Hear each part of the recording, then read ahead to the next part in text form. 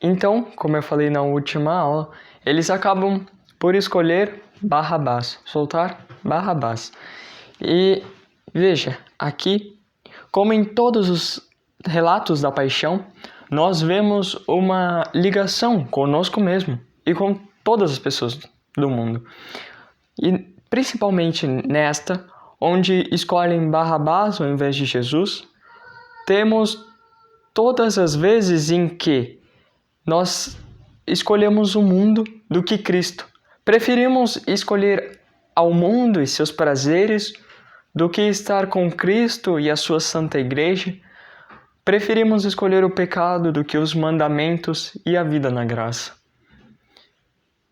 Irmãos, então, façamos agora nesta estação, digamos assim, da Via Sacra. Ainda não chegamos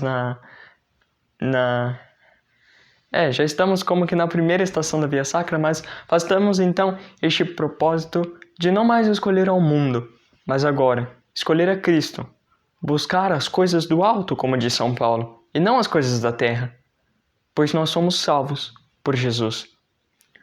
Também aqui temos Pilatos, que tinha o poder de libertar Jesus. Ele podia ter impedido tudo aquilo, mas por covardia e também por querer agradar aos outros, acaba por levar Nosso Senhor para a cruz. Também nós, quantas vezes, querendo agradar aos outros, acabamos por ofender a Cristo, por renovar os seus sofrimentos, que isto não mais possa acontecer.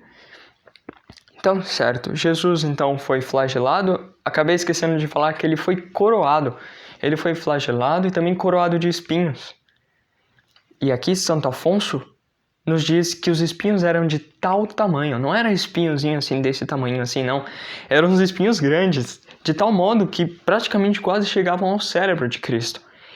E os espinhos, diferente da flagelação, a flagelação foi naquele momento, sim, as dores continuaram, mas os espinhos continuaram na cabeça também até o fim.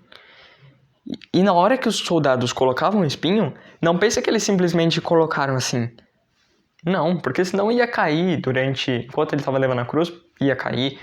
Não, eles colocaram e apertaram, de modo que fixa na cabeça, aqueles espinhos fixos na cabeça, não saísse a cruz. É o Cristo que, por nós, se submeteu a uma coroa de espinhos, para que nós pudéssemos ter acesso à coroa da glória. A auréola, vocês já viram alguma imagem que, por exemplo, aqui o santo São José aparece como uma auréola? É a coroa da glória. Na verdade, é que esse santo se assemelhou tanto a Cristo que é como que a glória e a graça de Deus irradiam deles. E essa é a conhecida coroa dos santos.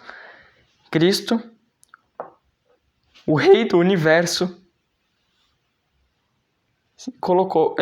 deixou que colocasse uma coroa de espinhos nele, para que nós pudéssemos ter a coroa da glória.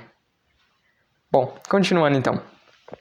Como vocês podem ver, a paixão é rica de detalhes e também em cada ponto da paixão nós conseguimos realmente meditar naquilo a fundo e amar a Cristo. Bom, Jesus então vai ser flagelado, coroado, condenado por Pilatos e agora então começa.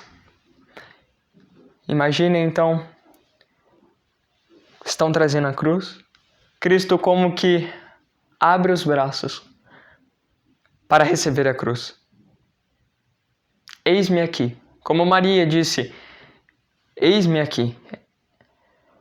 Jesus diz, eis-me aqui para carregar esta cruz. Foi para isso que eu vim, para salvar os meus. As minhas ovelhas, o meu rebanho precisa disso. Eis-me aqui. Então, como que amando a cruz, de certa forma, a carrega. Comece então a carregar. Jesus vai carregar a cruz e vai cair pela primeira vez, porque a cruz era pesadíssima. Imaginem que tal como aconteceu no Horto das Oliveiras, onde aquele sofrimento não era uma agonia simplesmente uma agonia humana, assim, era uma agonia sobrenatural, muito maior. A cruz também, o peso, era muito maior, porque ele carregava sobre si o peso da humanidade inteira. Não era qualquer peso, era o peso da humanidade inteira. Deus estava carregando. Ele vai então cair pela primeira vez. E possamos pedir que por essa primeira queda não caiamos mais da graça de Cristo. Cristo caiu a primeira vez, se deixou cair, para que remisse as nossas quedas. E principalmente, as quedas nos pecados mortais, quando caímos da graça. Que com o auxílio de Cristo, se muitas vezes nós caímos, ou se nos encontrarmos caídos, possamos nos levantar, com o auxílio divino, nos levantar. Jesus então vai encontrar, depois ele se levanta, vai encontrar com Maria, sua mãe. O primeiro encontro de Jesus e Maria na paixão. E aqui, peçamos à Santíssima Virgem que nos ajude a evitar os encontros perigosos. Todas as vezes que nós nos colocamos em frente ao pecado, nós vamos para o pecado. Peçamos a Nossa Senhora que não permita que isto aconteça. Depois, ele vai ser ajudado pelo Cirineu. Porque o Cristo que desde a quinta-feira santa já estava sofrendo, já estava sendo torturado, já tinha sido caluniado, bateram nele, chamaram de louco, a noite inteira, entre correntes, levando socos, levando tapas, sendo torturado.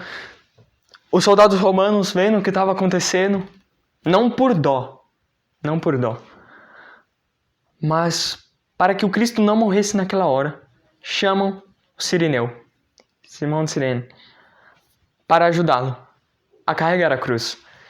Eu disse não por dó, porque de fato os romanos vão chamar Cirineu para que vejam só, o Cristo não morresse ali no caminho, mas morresse lá no Calvário, certo? Lembram? Cristo vai morrer no Calvário, no Monte Calvário, no Gólgota, ou lugar do crânio.